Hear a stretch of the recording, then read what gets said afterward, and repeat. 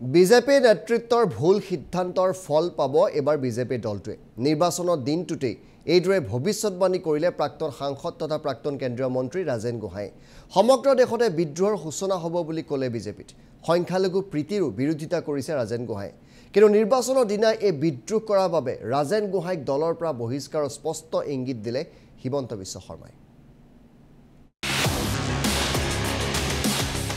এইগৰাকী ৰাজেন গোহাঁই বিজেপি প্ৰাক্তন সাংসদ প্ৰাক্তন কেন্দ্ৰীয় মন্ত্ৰী পিছে ৰাজেন গোহাঁইৰ বিৰুদ্ধে এতিয়া ক্ষোভত ফাটি পৰিছে ৰাজ্যৰ মুখ্যমন্ত্ৰী হিমন্ত বিশ্ব শৰ্মা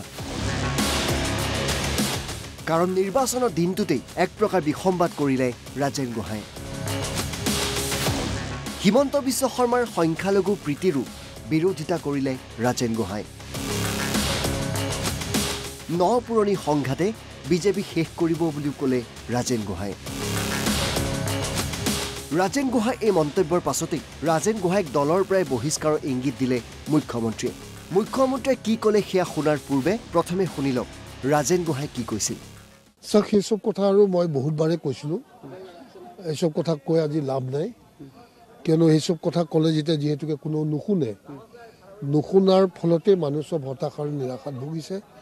মই ভুগিব লগা হৈছে আৰু অন্যান্য সাধাৰণ কৰ্মীখিনিও ভুগিব লগা হৈছে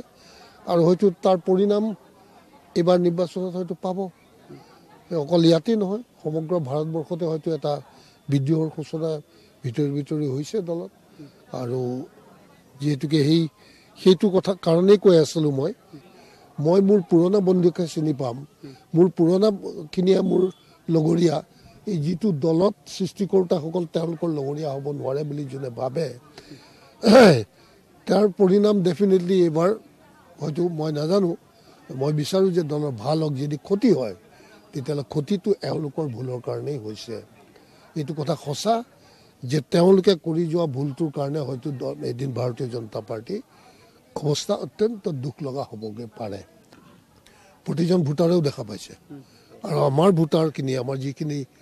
কট্টৰপন্থী ভোটাৰ হয় তেওঁলোকে সেই বস্তুটো ভাল নাপায় গতিকে তাৰ এটা প্ৰতিক্ৰিয়া নিশ্চয় থাকিব গতিকে ভোট লাগে আমাক কিন্তু মানে এনেকুৱা হ'ব নালাগে তেওঁলোককে অগ্ৰাধিকাৰ দি বাকীসকলক পাহৰি যাব নালাগে যিসকল আমাৰ আপোন আছে অতিকে ঘনিষ্ঠ যিসকলে আমাক সকলো সময়তে সহায় সহযোগ কৰি আহিছে নিস্বাৰ্থভাৱে সেইসকলক আমি প্ৰথম তেওঁলোকৰ ওচৰত গৈ তাৰ পাছত আমি নিশ্চয় এটা টাৰ্গেট কৰি ল'ব লাগে যে এইখিনি মানুহক আমালৈ আনিব পাৰিলে আমি নিশ্চয় আমাৰ বিজয়টো নিশ্চিত হ'ব পাৰে তেনেকুৱা ধৰণৰ পৰিকল্পনা কৰিলে মানুহে ইমান বেয়া নাপায় কিন্তু সম্পূৰ্ণ যদি তেওঁলোকে অগ্ৰাধিকাৰ দি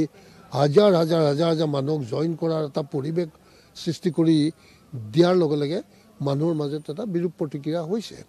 মানুহে আকৌ ভয় খাব লৈছে যে তেওঁলোকে আহি পেলাই আকৌ আমাৰ ইয়াত আগৰ কংগ্ৰেছৰ নিচিনাকৈ দপদপাব নেকি ৰাজেন গোহাঁই এই কথা শুনাৰ লগে লগে খৰ্গহস্ত হৈ পৰে হিমন্ত বিশ্ব শৰ্মা ৰাজেন গোহাঁইৰ বিৰুদ্ধে হাইকমাণ্ডক অভিযোগ দিব বিজেপি দলে দলত থকা যোগ্য হয়নে ৰাজেন গোহাঁই নিৰ্বাচনৰ দিনাখন দলৰ বিপক্ষে কথা কৈ নিজক পুৰণি আৰু নতুনৰ চাৰ্টিফিকেট দিয়া সময় পাৰ হৈ গ'ল মই আশা কৰিম যে আমাৰ দলৰ ৰাজ্যিক সভাপতিয়ে এই ক্ষেত্ৰত ৰাজেন গোহাঁই ডাঙৰীয়াৰ বক্তব্য তেওঁ ৰাষ্ট্ৰীয় অধ্যক্ষলৈকে প্ৰেৰণ কৰিব আৰু ৰাষ্ট্ৰীয় অধ্যক্ষই যথোচিত সিদ্ধান্ত ল'ব যি ব্যক্তিয়ে নিৰ্বাচনৰ দিনা ৰাতিপুৱা মোদীজীৰ বিৰুদ্ধে কথা ক'ব পাৰে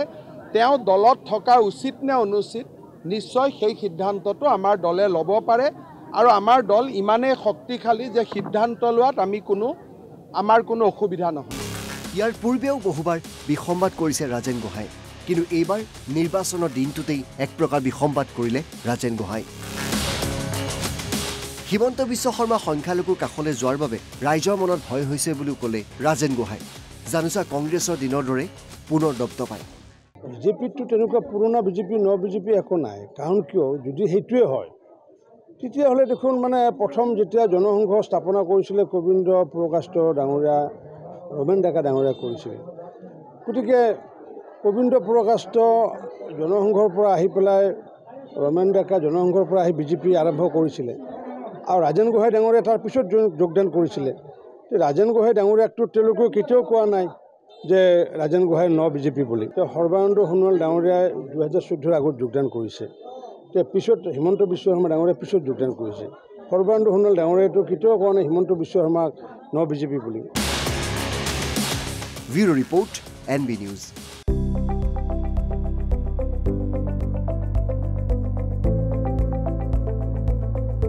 NB নিউজ, সহজ সৰল ভাষাত নৱভাৰতৰ কথা।